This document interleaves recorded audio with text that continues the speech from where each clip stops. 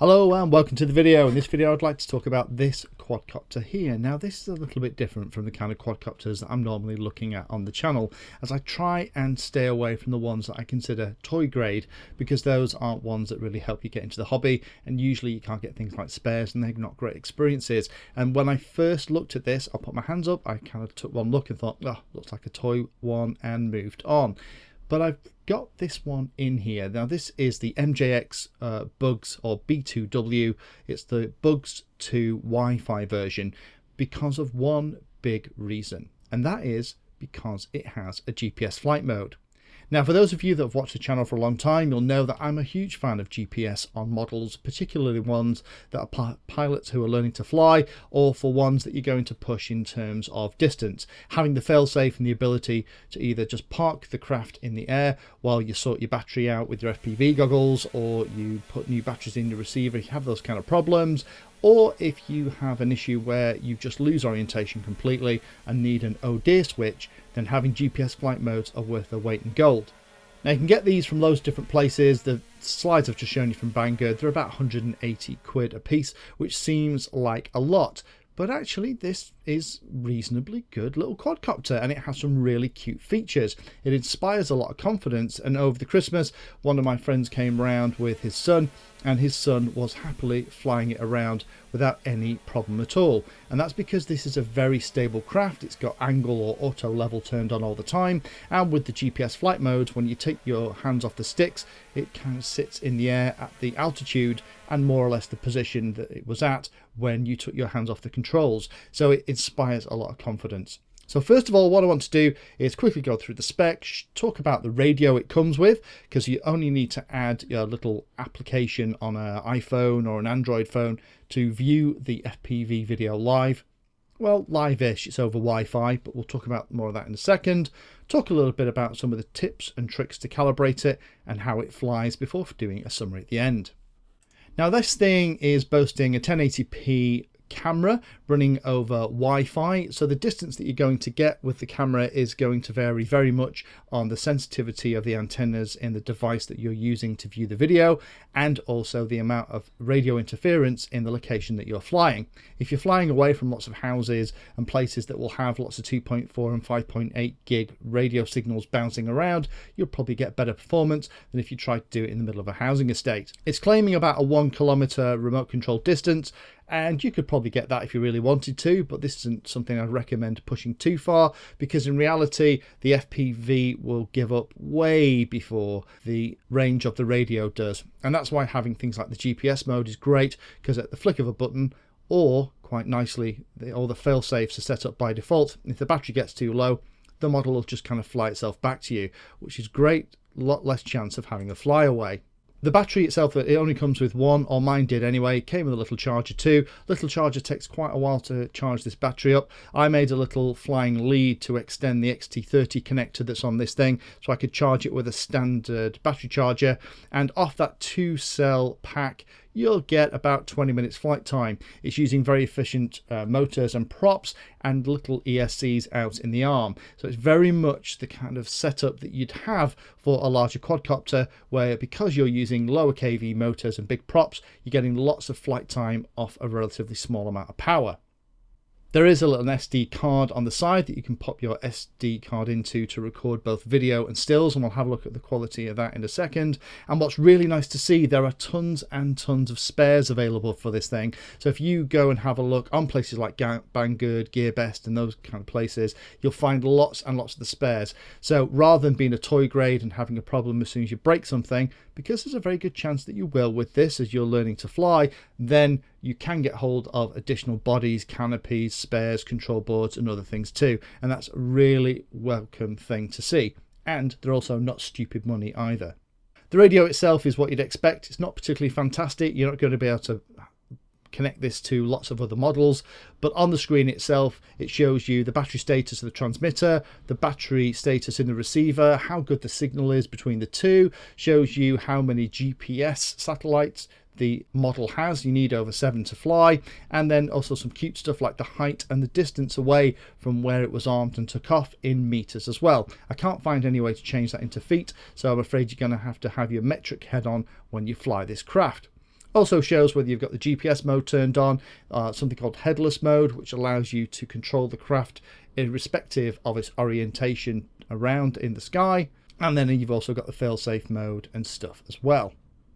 The gimbals themselves aren't particularly fantastic, but they work fine. The throttle is a sprung throttle, so this is one of those where you only use the throttle to increase and decrease height as you're flying around. If you leave your throttle in the middle position, the model will try and maintain the altitude that you've set it at while you're mooching around as well. And again, that makes flying this thing a piece of cake for a novice pilot.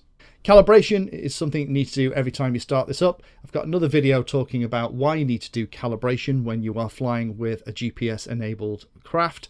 The compass is really important, so every time you start it up you have to go through a little dance where initially it'll beep, then you have to turn it horizontally until the lights start flashing dark green, then you put its nose down, turn it on its axis again until the lights flash red and green, and you pop it on the ground, wait for your 7 or more GPS satellites, and you're ready to rock and roll.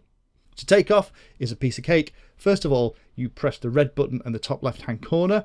That will start the motors running. Once the motors are running, you can either take off manually by lifting the throttle, or you can just hit the little button by the side of that red button that will auto take it off, and it will hover a couple of meters above you in the air, so about head height. So make sure you're not stood right next to it, because it's going to take off to that level and then try and maintain that position. Flying it, as I've already said, is absolutely simple. There's no skill really involved in this at all, and it's perfect for those who would like to try a quadcopter but maybe haven't got the time and effort or desire to spend 3 or 4 months figuring out how to do everything that you need to be able to do to fly a quad effectively. And I think that's potentially one of the strengths, but also one of the weaknesses of this thing, but I'll cover that at the end.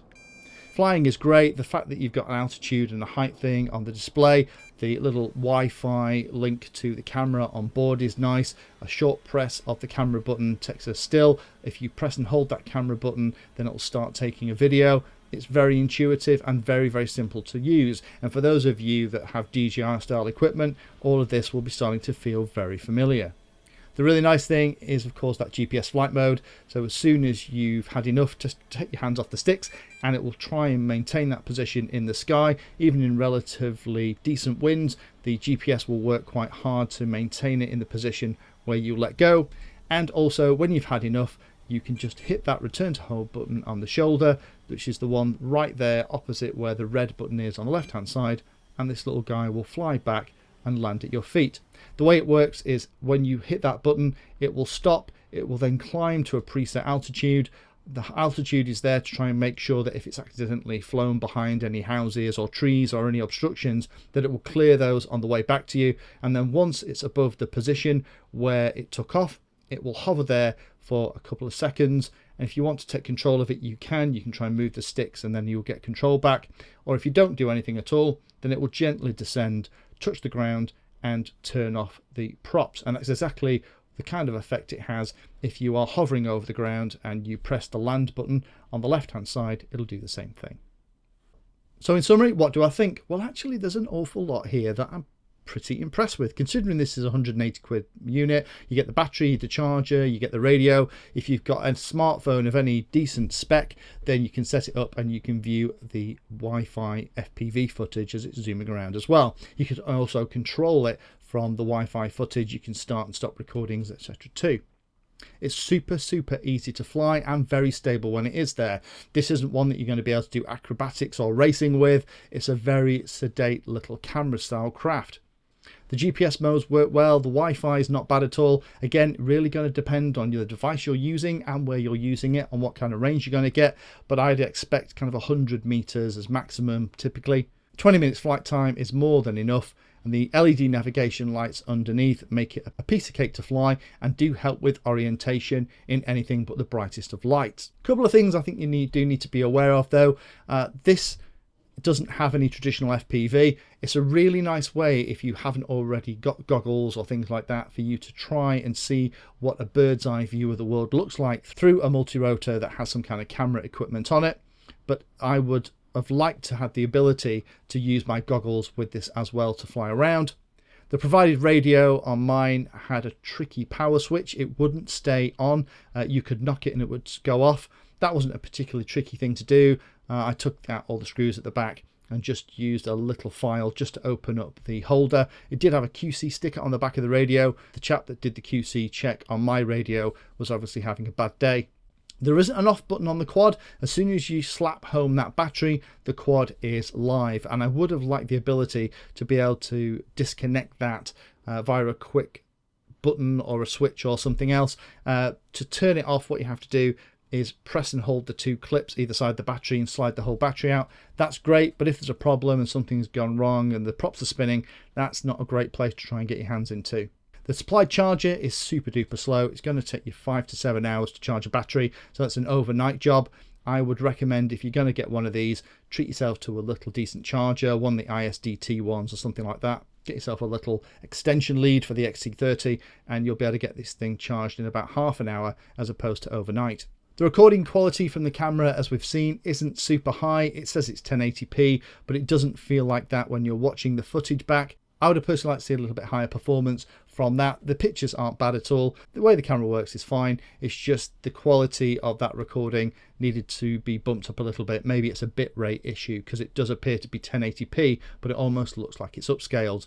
And the last point on this is that sprung throttle and the way it all works is fantastic for helping pilots get to grips to fly, because this thing, if you have any kind of height at all, is kind of tricky to crash and it's tricky to lose, and it inspires absolutely bags of confidence. But the challenge is that if you had this and you had this for a couple of months and you really get into flying around and then wanted to transition onto something like a Betaflight powered flight controller or something like a Pixhawk or a Vector or something like that on another quadcopter, then you couldn't take all of the things you learnt on that across unless you spent a lot of time setting it up to be that way. So this thing is beautiful to fly, very simple to fly because of all the training wheels that are on this thing.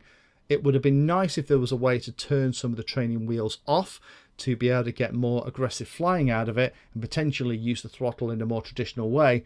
But be careful, if you've had this and you love it and you want to move on to something else, then this thing's kind of setting you up to go down the DJI Phantom route as opposed to some of the other options available on the market. If you found that video useful or like the content, then please hit the like and subscribe button down below. If you want to go the extra step, you can become a Patreon of the Painless 360 channel and help provide support for what I do here. All the videos created here are put into playlists, so if you're interested in a particular topic, have a look at the playlist, and they all are organised in there to make them easier to use. If you're not sure if there's a video for your particular problem or topic you want to know more about, then add Painless 360 to the Google search term that you're interested in, and that should find the video, article or content about the particular thing that you're interested in having a look at.